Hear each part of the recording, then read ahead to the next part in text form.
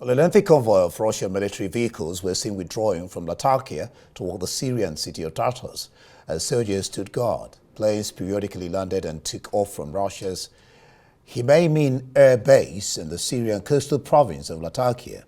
In the streets of Himeimin, a bucolic town dotted with orange groves, many of the shops bear signs in Russian, a nod to the significance of the Russian military presence in the area.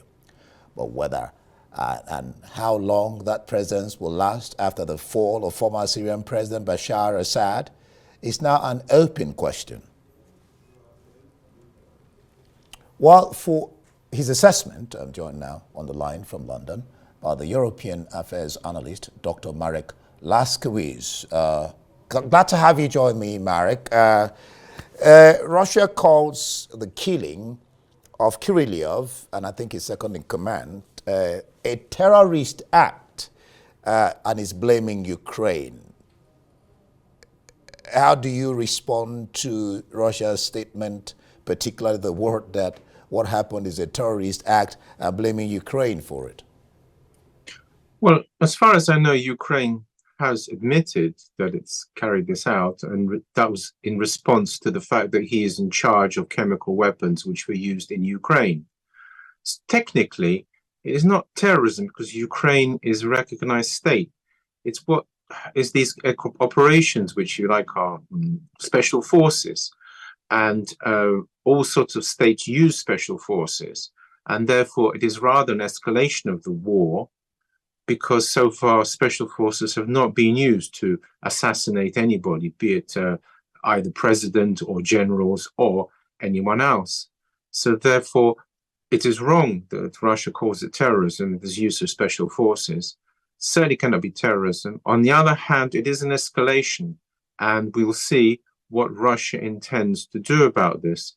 They have already blamed the Anglo-Saxons for this, and we're yet to see whether anything will come of this, because they did so with the missiles that were used against their soil, but then nothing much came of that. So it is possible that this will simply be an incident, if you like, which hopefully won't go any further. All right, we'll get back to the escalation you mentioned and how all this will pan out. But how do you say that Ukraine is claiming? I thought that what I understand is that a source, and not particularly Ukraine themselves, has admitted, is saying that Ukraine may be responsible for this. Is it a source or Ukraine themselves claiming that they did this? Well, it's not been stated, if you like, officially, and nor, I suppose, will it ever be in that sense, because operations by special forces never are. I think this is as close as we're going to get to finding out who did it. To be honest, because for obvious reasons, these operations are clandestine and never admitted to. On this program, we can state, if you like, the situation, but in legal terms, formal admittance by Ukraine, assuming they did it, if we're going to go that far, then is another matter altogether. Now, let me bring in that question. How does this turn the tides or affect the war between Ukraine and Russia? How does it affect, how does it tilt it? How does it affect it? Well, it won't affect in the sense of sapping Russia's ability to fight. I mean, Russia is a very big country. One general more, one general less doesn't make any difference. What it does do is if, as is likely, Ukraine will be blamed for this, including the Anglo-Saxons, it implies that Russia has an opportunity to do something in revenge. In other words, an escalation on their side, or counter-escalation, if you like, after this one. That is the real problem. That is where it may have an effect on the war.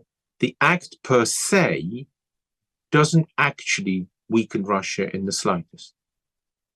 It doesn't weaken Russia at all. Would you call this a victory of a sort for Ukraine, whether they officially claim they carried it or not? And if it's a victory, will it then probably motivate the Russian military, the Russian forces?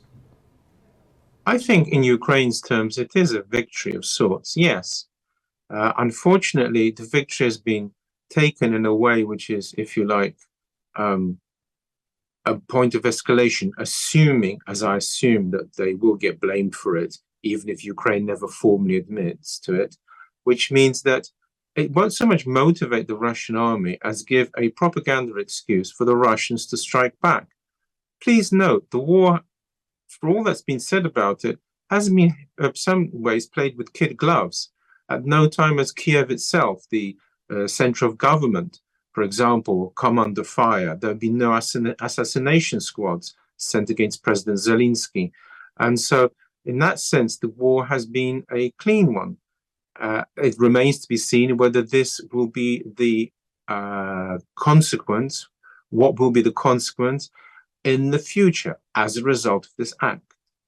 And on the other hand, what will this do for the motivation of the Russian military, one of their top guns, being killed in such a manner? And then add to that, do you think that why Russia is blaming Ukraine is because of the accusation that Kirillov has been involved in nuclear weapons, has used nuclear weapons on Ukraine?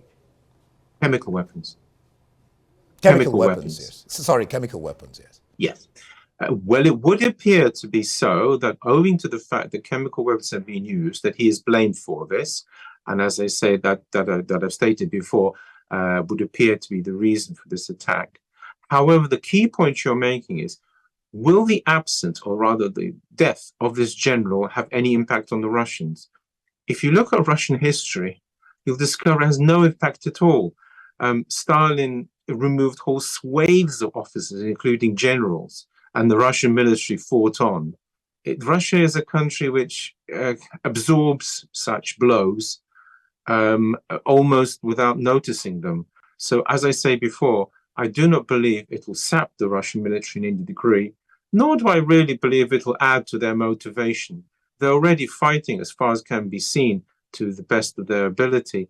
The question is whether the war will have a counter-escalation. In other words, whether President Putin will seek to make of this an excuse to, for example, carry out attacks on Kiev's government. Always a joy to pick your brains, Dr. Marek Laskiewicz. Thank you so much for your contributions. That was Dr. Marek Laskiewicz, European Affairs Analyst. He was speaking from London.